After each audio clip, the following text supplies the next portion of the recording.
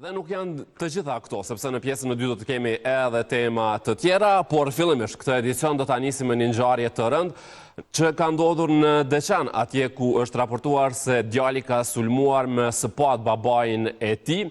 Ai është arratisur fillimisht, por më pas policia ka arritur të arrestojnë.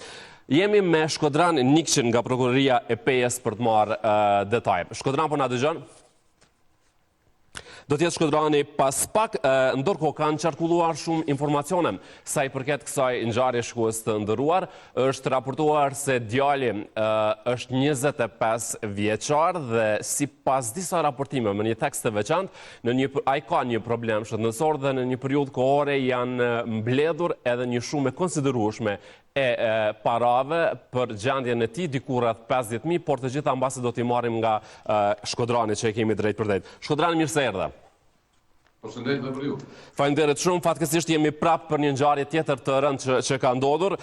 Fillimisht, cilat janë informacionet që na vijnë nga atje për rastin në Deçan? Çfarë ka ndodhur konkretisht?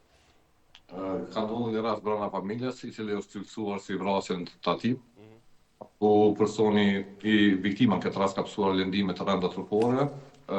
Me vendin e ngjarjes ka dalë policia e Kosovës, kurse prokuroria e krimeve të rënda ka shkuar për ta vizituar viktimën në spitalin rajonal të Pejës. Për fat të keq ka lëndime të rënda trupore, mirë po për fat të mirë është jashtë rrezikut për jetën. Personi i dyshuar ka qenë në arrati për një kohë, me rast prokuroria e krimeve të rënda ka autorizuar hetimet rajonale që të ndërmarrin veprime intensive, ku pas një pune operative në orët e hershme të mëngjesit është lokalizuar personi i dyshuar dhe më pas është arrestuar nga policia e Kosovës, ku prokuroria ka lëshuar vendim për ndalim për 48 orë dhe njëkohësisht aktualisht duke luar kërkesa për caktimin e masës së paraburgimit, ku bashkë me kërkesën për paraburgim do të i kërkohet shkrimorës së prokurisë së Vlorën Pej që të nxjerrët e kaluara kriminale personit të dyshuar, në mënyrë që kjo ti bashkangjitet kërkesës për caktimin e masës së paraburgimit, ku prokuroria do të paraqesë paragjyqëtar të procedurës paraprake, në mënyrë që kjo masë e caktimit të paraburgimit të caktohet. A dije çfarë ka quar deri tek ky moment, Shkodran?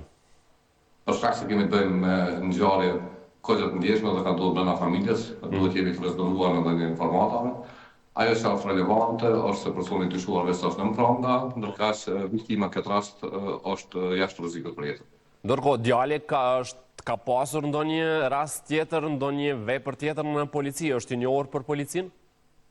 Për këtë çështje, prokuroria e rastit ka kërkuar nga shkrimorja si nxirren gjitha të dhënat e kaluara të tij eventuale kriminale, të cilët do t'i bashkangjiten kërkesës për caktimin e masës së paraburgimit. Po, Shkodran, nuk e di sa mund t'i kemi informacione se gjithmonë e ripërsërisim që në këto raste informacionet janë të mangta, sidomos kur lidhemi drejt për drejt në emisione dhe e mirëkuptojmë këtë gjë, por sa mund të konfirmojmë këtë nga media që është raportuar, djali është 25 vjeçar dhe në fakt ka një problem shëndetësor dhe më herët ishin mbledhur një shumë mbi 50.000 euro parash për gjendjen e tij.